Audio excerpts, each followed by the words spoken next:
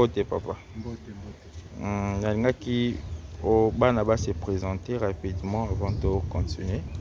Yaya mbali kombo na. Loba makasi, loba makasi. Te na yoki te loba pena makasi. Kombo na ngai David Koyanga. David Koyanga oza na âge. Oza na 13 ans. Et bon yaya mwasi kombo na. Kombo na nga Florence Guillaume. Florence Guillaume. Obongo ya suka papa kombo na. Kombo na ye Baraka Manassé. Yasuka Baraka Manassé. Biso tozali fondation Mirai Pakav, mon dernier espoir. Alors tozali oyeki tosololeki na yo ozana problème. Yango tolingaki yo moko loba pour que bato mususu pe bayoka ce qui likambo ngo ezani soko ko expliquer clairement. Bolimbisi. Mongongo eza malamu te mpo naza na shoki. Naza na shoki. Mokolo ya lelo nazwi likambo monene natikala komona natikala koyoka na matoi na ngai te. Likambo oyo etali ngai na libota na ngai oyo bana bakufera mama natikala papa. Banda mama kufisa combien d'années? Esali 4 ans. Esali 4 ans. Mama akufa atikala nga bana oyo. Tozo vivre na pasi mais ata to vivre na pasi tolema tembere na biso tolali tolamuki toberi ba fièvre tobiki tobera kapenza ko muteri penza te mais tangu yego koma kaka na lobate ke il faut bana una saisa bango to sala ba test po mama na bango akufa kana maladie ya Tibet yango nde na yebaki lero to ya kosala mboye ba examen ba test yango balobi na Tibet zwa mwana moko prise sida ezwi biso nyonso naloba 4 personnes. Lokola yaya nazwaki makoki ya koya na ye te po transport ezalaki te yango na ye na baoyo bango siko confirme bandeko likambo ekweli ngai na ajo ngai naza nango posa na koya attention ngai nakomi na age ya 63 ans. Posa na koya attention posa na kufa na lutala isusu na kufa na bana nanga oyo na gosala ndenge nini bato babandi kokalumenga na hopitala wan babandi kosimba nga kolendisa nga na maloba bona eko lokora avana ya na hopitali penza ezalaki mama Mireille asungaki ngai kozulanga bana na ngai abokora bango pona zwa équilibre ya kovanda kimia sikoyo esengaki tosalisa bango examen yango toye na hopitalo ya munene wa boye tosalisa bana examen maladi mwaye bana bakende lisusu kovanda na baninga na maladi oyo ya mabe boye ezate po bakoki kotamine bango maladi yango bana mususu pe bazwa to kotamine bango maladi mususu eza malamu te yango esengi na batu nyonso bayebi mama Mireille vraiment batu bayebi fondation mama fondation asunga tika ngai te alokoti bana na ngai azwi bango bateri bango asunga bango bana bakora sikoyo ngai natikala tandenye wana sikoyo mama pe arobi na marade boye sikoyo nagosuka wapi ngai pe nagosuka wapi nazana makuki te sikoyo bandeko ya bolingo batu ozana motema ya mawa botala libota oyo boye bana oyo bazana mama te ngai papa ndambu sikoyo bosunga ngai penza ta vi ya bana oyo etambola nango likambo te soki bakomela kisi bamela kisi bakora batu mususu pe bazokola pe bazovivre bon nzambe kaka sunga po ekweri ngai na yebaki te ke ekoki kokwera ngai to ekoki kokwera batu mususu te me ekweri nga sikoyo lelo mwaye na sala ontrema eza te na miboma na mikanga singa na kingo eza te natika bana oyo nazosenga lisungi vraiment mama lobera ngai tuniranga baninga bato ya mitema mawa basunga nga bosunga nga gotika ngai te ata yo pe ogotika ngai te nayebe ogotika ngai te me sunga kaka po bana oyo Manassé oyo akola David oyo akola Florence oyo akola yaya na bango pe akola yoko nazosenga vraiment pardon na bolingo na nzambe botala mabe na ngai te to mabunga na salite botala nde via bana oyo borokota bano baza bana bitike baza na mama te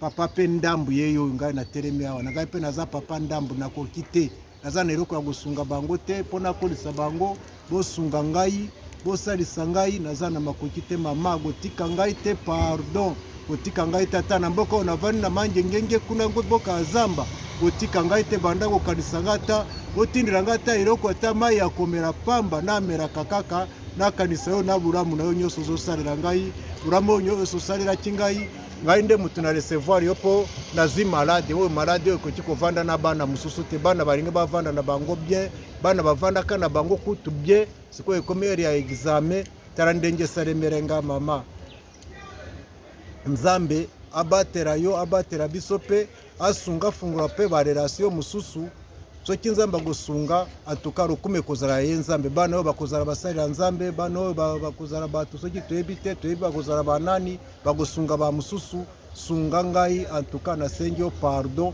na fondation na yo sunga ngai na makambo nyonso oza nango sunga ngai na libota na yo sunga ngai ndenge olobaki manase okotika ata mokolo moko te botika ye te vraiment na bolingo na nzambe mona mwana oyo ndenge aye sante mwana oyo azalaki moto ya kokufa azokoka kotelema te me atelemi akomi kosakana antuka eza esengo monene eza lokumu epai ya nzambe yango okotika lipamboli oyo te batela lipamboli na yo ata na ntango ya pasi batela bango sunga bango fungula bango nzela bana bakola malamu naza na mingi ya koloba mbe nazokoka te motema na ngai ezosuporte te mpo nakokola boye tension ezokita tension ezomata nazoyoka na bavertige na mutu nazokoka koloba te antuka nzambe apambola bino antuka Mungu afungule banjia mingi za maisha yenu yote katika jina la Yesu.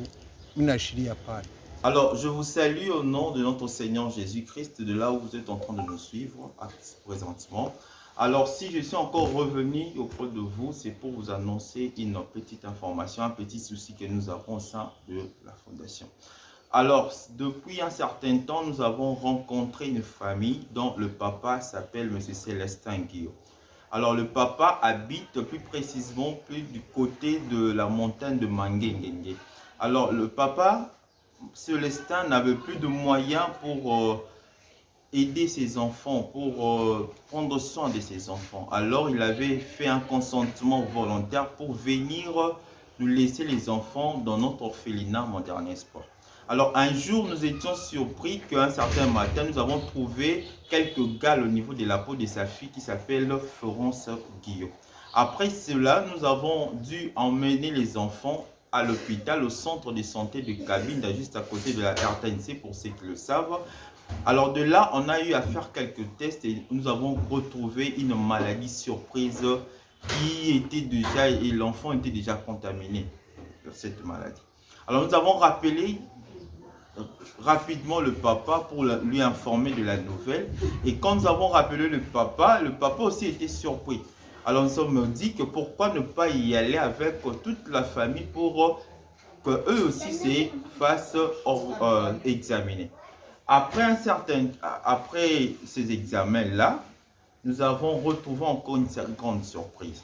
Ils ont fait des examens généraux, même le dépistage du VIH, et toute la famille était testée positive de la maladie qu'on appelle le VIH-Sida. C'est-à-dire le papa est atteint de VIH ainsi que ses 3 enfants. Alors, si nous sommes venus ce matin pour vous rencontrer, c'est pour un souci. C'est-à-dire que il faut que le papa puisse venir à chaque fois au centre de santé de Cabinda pour le soin de santé de ses enfants ainsi que de lui-même.